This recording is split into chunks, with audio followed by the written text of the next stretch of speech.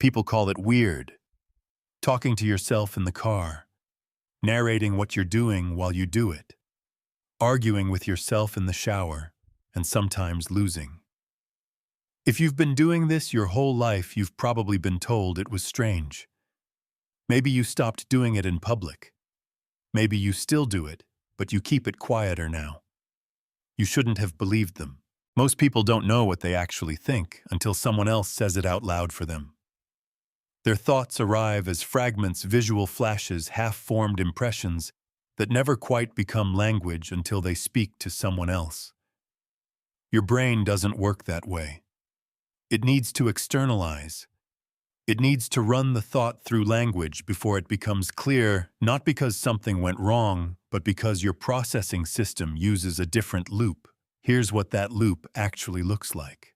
Number 1. You think out loud when you need to focus. People notice. You're fixing something, working through a problem, and suddenly you're talking to yourself, to no one. It reads as distracted, like you can't hold a thought without sound. And there's something true about that. Your thoughts do feel harder to hold when they stay silent. Research from Gary Lupion and Daniel Swingley at the University of Wisconsin found that self-directed speech, actually saying the name of what you're looking for, significantly speeds up object recognition and task performance. Your brain uses language as a scaffold. When you speak it, you build the structure faster.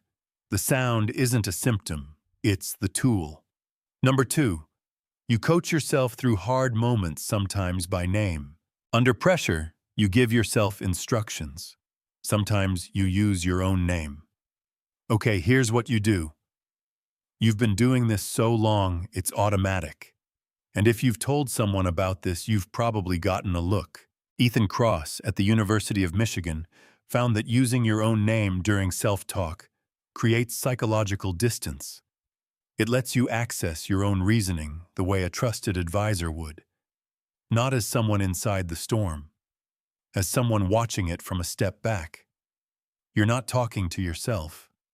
You're consulting the most experienced person available, and that person happens to be you. Number 3, you rehearse conversations that haven't happened yet. You've had entire arguments with people who weren't in the room. You've practiced what you'd say in a meeting, a difficult conversation, a moment that hasn't arrived yet. If someone saw this, they'd call it anxiety. And it can be, that's worth sitting with, honestly. But there's a difference between rehearsal driven by fear and rehearsal driven by preparation. Research on cognitive simulation. The brain's ability to model future scenarios verbally shows that people who externalize rehearsals produce more accurate predictions of how interactions unfold. You're not spiraling. You're running diagnostics before the system goes live. Most people walk into hard conversations cold. You don't. Number 4, you argue both sides out loud and sometimes change your own mind. You've been mid-argument with yourself and suddenly heard something you said shift your position. You talked yourself into the opposite conclusion. And if most people knew that about you, they'd call it unstable. Most people don't do this. They commit to a position early and defend it. Psychologists studying dialectical thinking at the University of Toronto found that people who naturally argue against themselves show higher integrative complexity. Their brains build more nuanced models of reality, hold tension between contradictions without collapsing into one side. You don't need the other person in the room to have your thinking sharpened. You already do it. But here's the question I need you to sit with. Are you talking through things because your mind needs the external loop to work, or because silence has become something you avoid? Both behaviors look identical from the outside. The first is a processing tool. The second is a way of not being alone with yourself. Only you know which one it actually is when no one's watching. Number 5. You narrate your own actions when you're learning something new. In school, a teacher told you to stop talking to yourself because it was distracting the class. You weren't being disruptive, you were learning. But you spent years after that doing it quietly or not at all because you'd been taught that the way your brain worked was an inconvenience to the room. And you probably didn't need anyone to tell you it looked strange. You already knew. Paloma Maribeffa and Alexander Kirkham at Bangor University found that self-directed, task-focused speech significantly improves concentration and performance under pressure. Athletes who use it focus longer and execute more consistently. You've been running a performance technique your entire life. You just spent years apologizing for it. Number 6. You find the solution while talking, not after. You've noticed the answer arrives while you're explaining the problem. Not before. Not after a period of quiet reflection. Mid-sentence while you're still talking. And if you've paid attention, you know that trying to think it through in silence takes longer and often produces nothing. A software engineer described this once.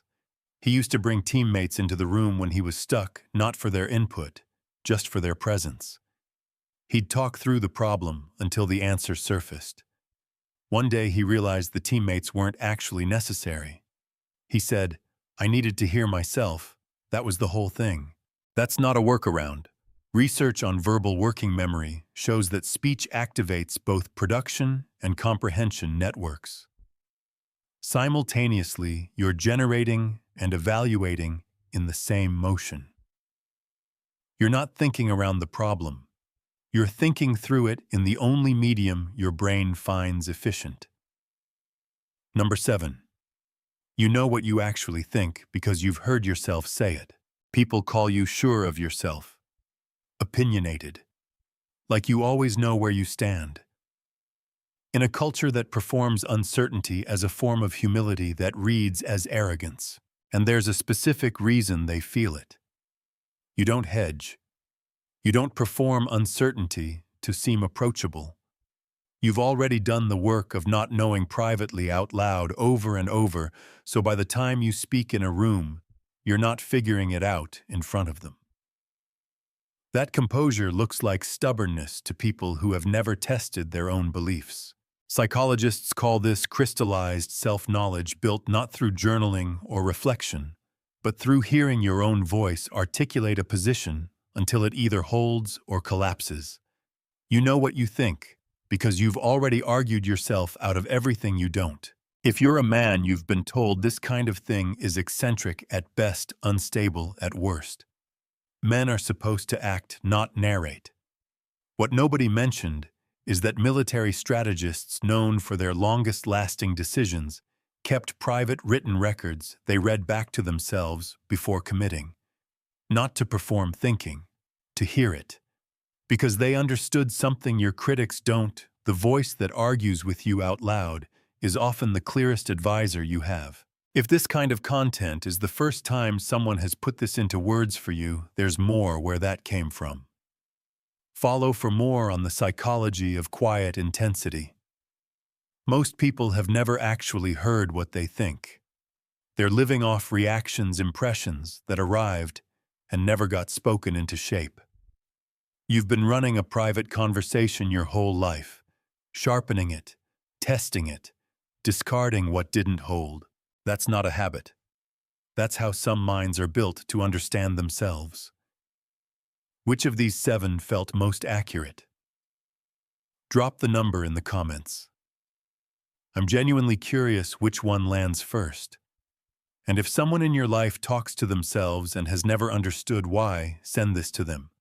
Sometimes just hearing it explained changes everything.